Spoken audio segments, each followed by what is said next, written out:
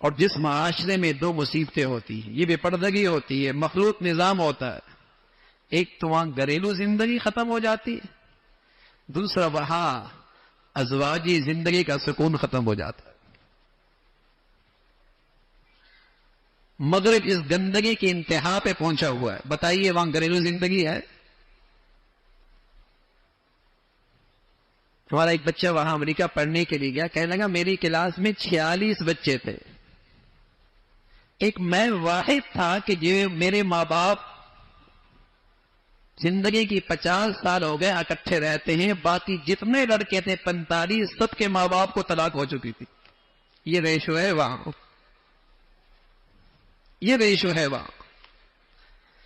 اور اسی طرح گندگی، حرام اولاد، ساری چیزیں دنیا کے ریکارڈ پر ہیں۔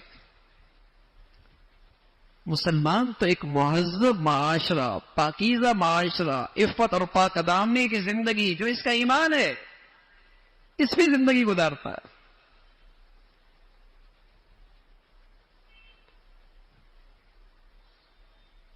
تو دینی صحبت سے دوری کا نتیجہ یہ ہوتا ہے میرے عزیزوں کہ گناہ کا احساس بھی ختم ہو جاتا ہے، بلکہ گناہ اچھائی بن جاتی ہے۔ رسول کریم صلی اللہ علیہ وسلم فرمانے لگے کیف بکم، اس وقت تمہارا کیا حال ہوگا، اذ رأیتم المنکر المعروف والمعروف والمنکر، جب تمہارے نظروں میں برائی اچھائی بن جائے گی اور اچھائی برائی بن جائے گی۔ حجاب، پردہ، حیا، غیرت، یہ عیب بن گیا ہے، اور بے حیائی اور آزادی اور بے حیائی اور گندگی، آج یہ ترقی، یہ جدت، مسلمان معاشرے میں کتنے لوگ اس کی حمایت میں کھڑے ہوں گے؟ حالانکہ اللہ کے نبی صلی اللہ علیہ وسلم فرمانے کا ایک وقت ایسا آئے گا، کاسیات عاریات مومیلات مائلات رؤوسهن کاسنمۃ البخت لم یجدن ریح الجنہ وان ریحها لتوجد من مسیرۃ کذا وکذا۔ ایک دن ایسی مخلوق گلی بازاروں میں، تعلیمی اداروں میں تمہیں نظر آئے گی، مارکیٹوں میں لباس پہنی ہوگی پھر بھی بے لباس ہوگی، کاسیات عاریات، لباس پہنی ہوں گی پھر بھی بے لباس ہوں گی۔ اس قدر باریک ہوگا، اس قدر چست ہوگا، جسم کی ساری حیت جھلک رہی ہوگی۔ کاسیات عاریات مومیلات وائلات، مائل ہوں گی، مائل کریں گی، رؤوسہن کاسنمۃ البخت، ان کے سروں کے بال اونٹ کی کوہان کی طرح۔ لم یجدن ریح الجنہ، یہ جنت کی خوشبو بھی نہ سونگ پائیں گی، وان ریحها لتوجد من مسیرۃ کذا وکذا، حالانکہ جنت کی خوشبو میلوں میل آ رہی ہو۔ جب اللہ کے نبی نے یہ بات کہی تھی اس وقت یہ مخلوق کوئی نہیں تھی، لیکن نبی کی بات معجزہ ہے۔ آپ نے اس دور کو اپنی نبوت کی آنکھ سے دیکھا تھا، کیسی برائی پھیلی ہے، کیسی برائی پھیلی ہے، اور نتیجہ یہ ہے دستے بستے گھر اجڑ رہے ہیں، گھروں کی زندگی کا سکون ختم ہو گیا ہے۔ جب آزاد میل جول، بلکہ بنیاد ہی تعلیم کی آزاد تعلیمی نظام سے مرد عورت کے اختلاط کے ساتھ ہوگا، وہاں تو شرم و حیا کا جوہر ہی ختم ہو جائے گا۔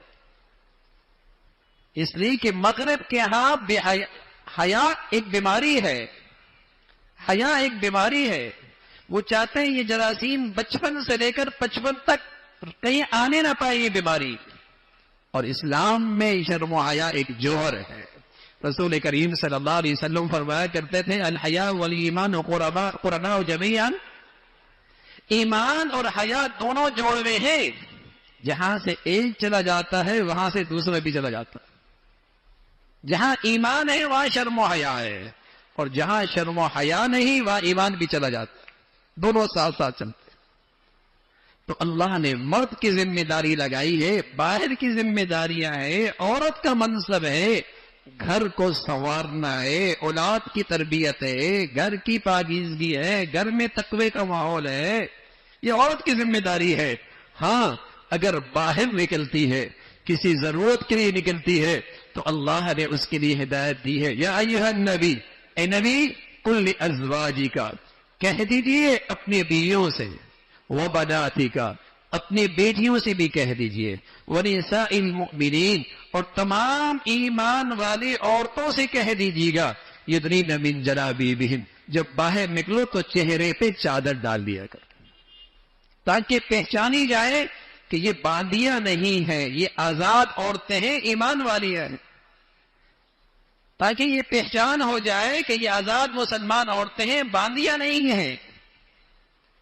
باہر نکلنا ہے، ضرورت کے لیے نکلنا ہے تو حیا کی چادر کے ساتھ نکلنا ہے۔